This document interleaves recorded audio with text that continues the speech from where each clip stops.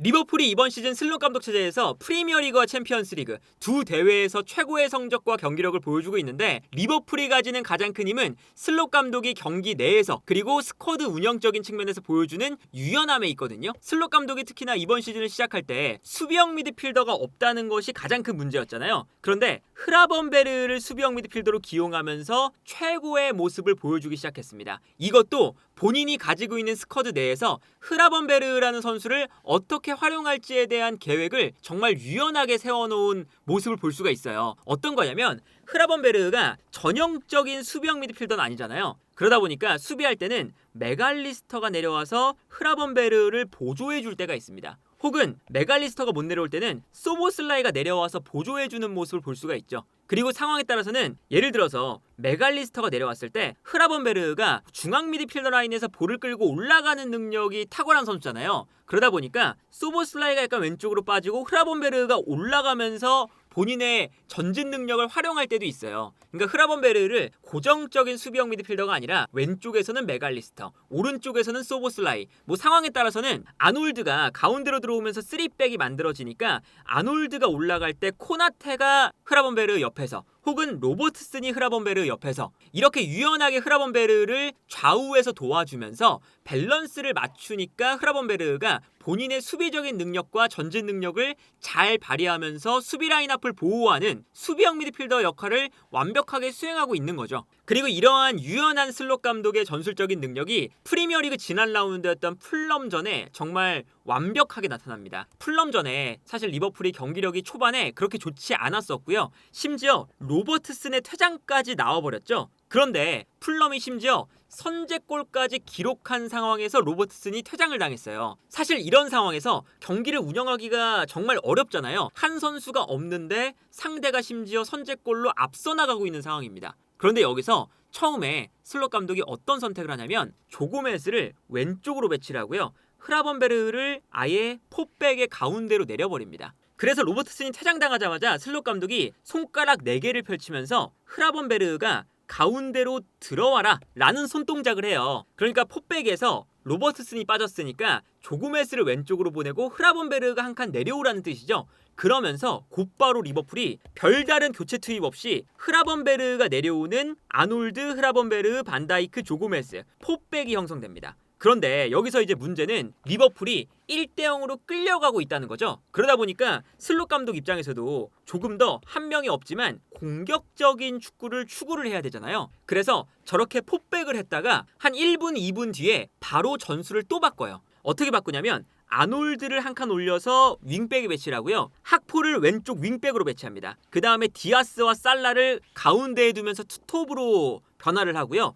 여기서 조고메스, 반다이크, 흐라번베르흐가 돼요. 그리고 심지어 아놀드가 공격적으로 올라가서 경기장을 넓게 쓰고, 그리고 여기서 재밌었던 건 반다이크가 왼쪽이고요, 흐라번베르흐, 조고메스의 3백을 만듭니다. 이 뜻은 공격을 할 때 흐라번베르흐가 수비로 내려와 있었지만 공격할 때는 올라가서 미드필더 숫자를 채워준다는 거죠. 그래서 학포와 아놀드까지 올라가는 아주 공격적인 형태를 만드는 건데, 여기서 이제 문제는 수비를 할 때 발생합니다. 당연히 학포가 내려오는 속도가 느릴 수밖에 없고요. 그리고 아놀드가 올라가 있었기 때문에 아놀드를 높이 배치시키면서, 아무래도 아놀드가 수비로 내려오는 것이 빠른 선수가 아니니까 조고메스, 흐라번베르, 반다이크, 학포가 포백을 만들어요. 그리고 여기서 디아스가 약간 왼쪽으로 빠져주면서 4-4-1의 형태가 됩니다. 살라를 가장 높은 지역에 위치시키는 거죠. 아놀드를 내리지 않고 살라를 한 칸 더 올려주는, 반대로 학포를 내리고 디아스를 내리면서 살라를 가장 높은 지역에 위치하게 만드는 전략이었던 거죠.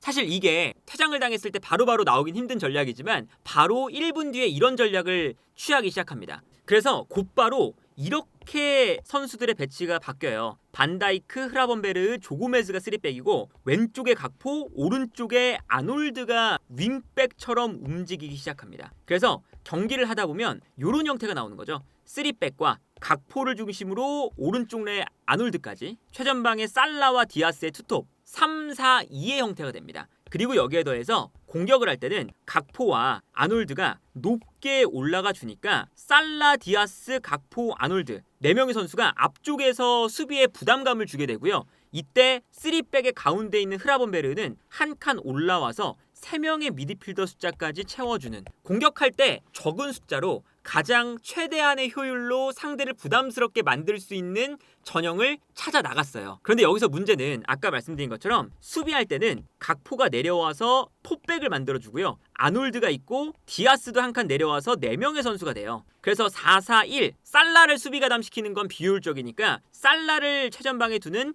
4-4-1 형태를 만들죠. 근데 여기서 가장 큰 문제는 결국에는 각포 쪽에서 나옵니다. 각포가 수비수가 아니다 보니까 오른쪽에 있는 조고메스와 달리 왼쪽에 있는 각포는 뒷공간으로 패스가 그냥 한 번에 들어와도 이 수비적인 자리를 잡는 걸 되게 어려워했어요. 그래서 곧바로 이 3백을 만들자마자 이 장면이 나옵니다. 그냥 한 번에 패스가 넘어갔는데 각포가 이 움직임을 못 따라가면서 리버풀의 뒷공간이 바로 무너졌거든요. 그래서 위기 상황이 와요. 그러다 보니까 바로 그 장면이 끝나자마자 슬롯 감독이 다시 전술 지시를 합니다. 그리고 전술 지시를 하자마자 조고메스가 왼쪽으로 와요. 그래서 아까 처음에 보여드렸던 것처럼 다시 3백에서 조고메스를 왼쪽 풀백으로 쓰고요.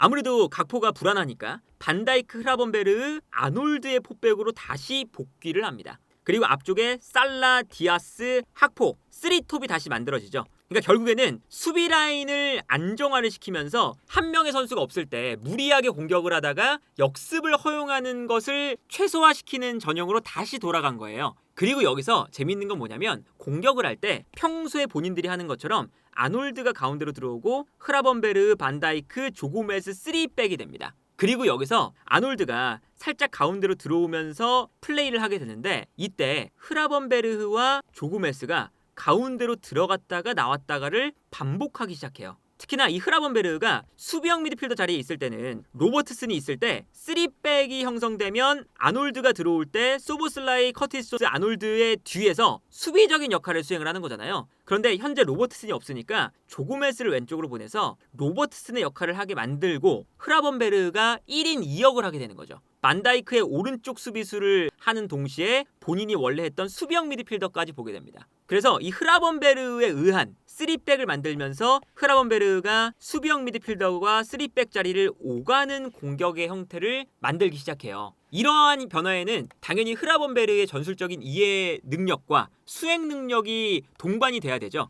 그래서 어떤 장면이 나오냐면 이런 장면이 나옵니다. 조고메스, 반다이크, 흐라번베르 이렇게 3백이 형성이 되고요. 아놀드가 공격할 때는 안쪽으로 많이 들어가요. 그리고 소보슬라이와 커티스 존스가 미드필더 라인에 있죠. 그러면 여기서 조고메스가 가운데로 좀 들어오면서 수비형 미드필더의 역할도 해주지만 로버트슨처럼 오버래핑도 하고요. 반면에 흐라번베르는 오버래핑을 하지 않는 대신에 아놀드가 이 오버래핑을 수행을 해주고 있으니까 수비형 미드필더 자리에 올라와서 측면과 중앙을 오가는 역할이 됩니다. 그러니까 이게 한 명이 없지만 한 명이 없는 만큼 흐라번베르나 조고메스가 더 많이 뛰면서 1.5인분을 뛰면서 수비형 미드필더 자리를 커버하는 동시에 평소에 하던 4-3-3의 운영을 그대로 가져가려는 의도를 가진 전술 변화였죠. 그리고 여기서 이제 역습을 당하면 자연스럽게 흐라번베르가 오른쪽에 있다가 가운데로 들어오면서 마치 수비형 미드필더처럼 끊어주는 거거든요. 그리고 이렇게 흐라번베르가 가운데로 들어올 수 있는 건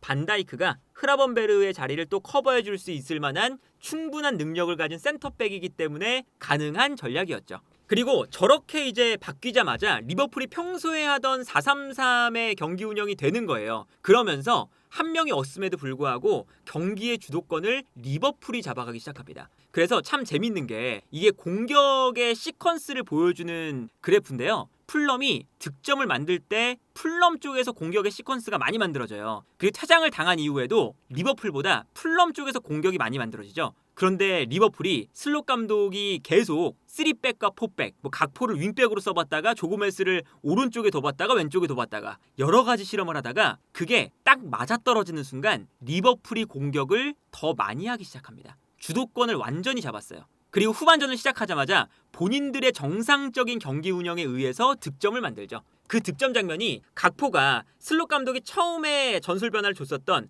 왼쪽 윙백의 역할을 했으면 나올 수가 없는 득점 장면이었거든요. 평소처럼 각포가 왼쪽 측면 공격수를 보면서 반대편에 있는 살라가 접고 들어와서 크로스를 올려줬을 때 각포가 침투에 들어가면서 만들어내는 득점, 그 패턴이었어요. 그러니까 한 명이 없는데도 리버풀은 정상적인 경기 운영을 하기 시작했던 거죠. 그런데 여기서 리버풀이 한 골을 득점한 동시에 본인들이 역전까지 노리기 시작합니다. 그래서 경기 중간에 어떤 교체를 하냐면 흐라번베르를 한 칸 올리면 더 공격적인 전술을 쓸 수가 있는 거잖아요. 그래서 흐라번베르를 한 칸 올리고요. 커티스 존스를 콴사로 바꿉니다. 그래서 콴사가 수비 라인에 배치가 돼요. 그래서 결국에는 아놀드가 가운데로 들어올 때 소보슬라이와 아놀드, 그리고 반다이크, 콴사, 조고메즈 3백이 되는 거죠. 그래서 흐라번베르가 수비 라인에서 중심을 잡아주고 아놀드와 소보슬라이가 올라가서 공격에 가담을 해준다. 그리고 여기에 더해서 누네스가 들어오면서 누네스가 가운데, 디아스가 왼쪽에 배치되는 이런 전형을 가져가는 거거든요. 사실상 이 미드필더 라인에서 한 명이 없을 뿐이지 리버풀이 평소에도 가져가는 이 3백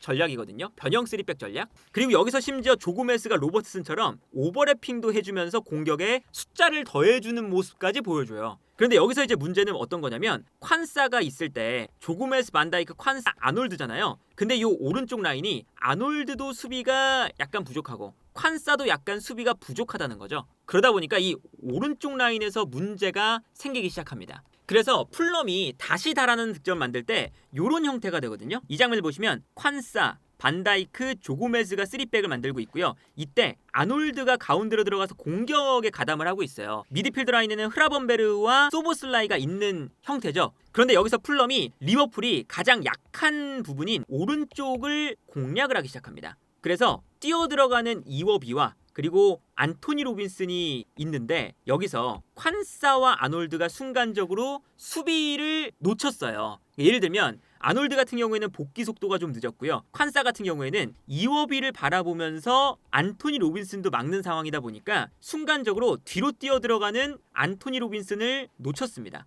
그래서 여기서 안토니 로빈슨이 볼을 받아서 여기서 컷백이 들어가고 득점이 나오는 장면이었죠. 그리고 이 실점을 하자마자 바로 슬롯 감독이 다시 모니터를 보면서 전술의 수정을 또 가져가기 시작합니다. 어떤 거였냐면 소보슬라이를 빼고 엘리엇이 들어오고요. 그리고 아놀드를 빼버리고 조타를 넣어요. 조타를 넣으면서 누네스와 투톱을 형성을 하죠. 그리고 여기서 조고메즈, 반다이크, 콴사 아예 3백을 만들어버립니다. 근데 이렇게 되면 아무래도 조타와 누네스가 최전방에 배치가 됐을 때 엘리엇도 공격적인 자원이니까 미드필더 라인에 흐라번베르 혼자 남게 되는 현상이 나타나잖아요. 엘리엇이 내려온다고 해도 2명의 미드필더고요. 그래서 약간 조타를 내려섰어요. 사실상 조타를 박스 투 박스 미드필더처럼 쓰면서 세컨드 스트라이커처럼 쓰는 거죠. 그러니까 이게 한 명이 없다 보니까 1인 2역을 하게 되는 건데 여기서 조고메스, 반다이크, 콴사가 이제 3백의 역할을 딱 만들어주고 앞쪽에서 이제 엘리엇이 사실상 아놀드가 가운데로 들어왔을 때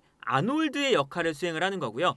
조타가 소보슬라이의 역할을 수행을 하기 시작합니다. 그래서 어떤 형태가 나타나냐면 아놀드가 가운데로 들어왔을 때 자주 보여주는 특징인데 살라가 측면을 넓게 쓰면 가운데로 침투를 하거나 아니면 살라가 가운데로 들어올 때는 엘리엇이 측면으로 벌려줘요. 이런 움직임을 엘리엇이 가져가기 시작하고요. 조타가 내려와서 미드필더의 연결고리가 되어주기도 하고 순간적으로는 공격을 할 때 특히나 박스 근처로 볼이 갔을 때는 누네스와 함께 갑자기 투톱이 됩니다.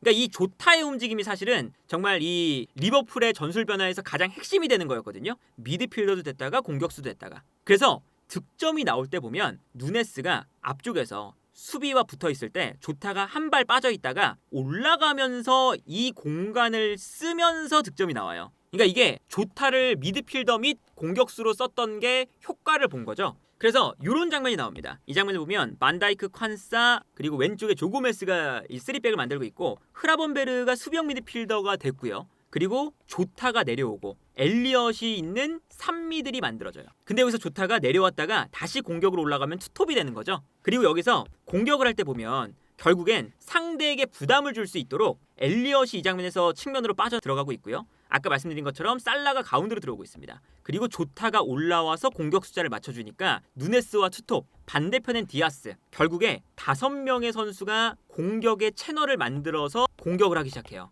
결국에는 풀럼이 4명의 수비 라인으로 5개의 공격 채널을 상대해야 되는 장면이 리버풀이 공격하는 순간적으로 나오게 됩니다. 그래서 풀럼이 오히려 리버풀이 이러한 변화를 가져가니까 변화에 대처하는데 되게 힘들어해요. 그리고 결국에 득점이 나올 때 이런 장면이 나옵니다. 이 장면도 보시면 엘리엇이 빠져들어가고 살라가 가운데로 들어옵니다. 디아스가 있고요. 누네스가 있어요. 조타가 미드필더 라인으로 내려갔다가 올라오고 있는 장면이거든요. 결국에 공격의 채널이 또다시 5개로 나뉘고 있습니다. 그리고 여기서 누네스가 수비를 약간 끌어당길 때 조타가 미드필더 라인에서 올라오고 있었거든요. 그 순간 누네스에게 패스가 먼저 들어가고 누네스에게 수비가 약간 쏠리는 순간 조타가 그 공간을 찾아서 들어가죠. 그리고 여기서 누네스가 볼을 받아서 조타에게 넘겨주는 패스가 들어갑니다. 그러면서 일단은 공격의 채널이 굉장히 다양하니까 수비가 약간은 분산이 되어 있었고 여기서 조타가 내려갔다 올라오니까 순간적으로 조타의 마크맨이 없었어요. 그래서 여기서 조타를 놓치면서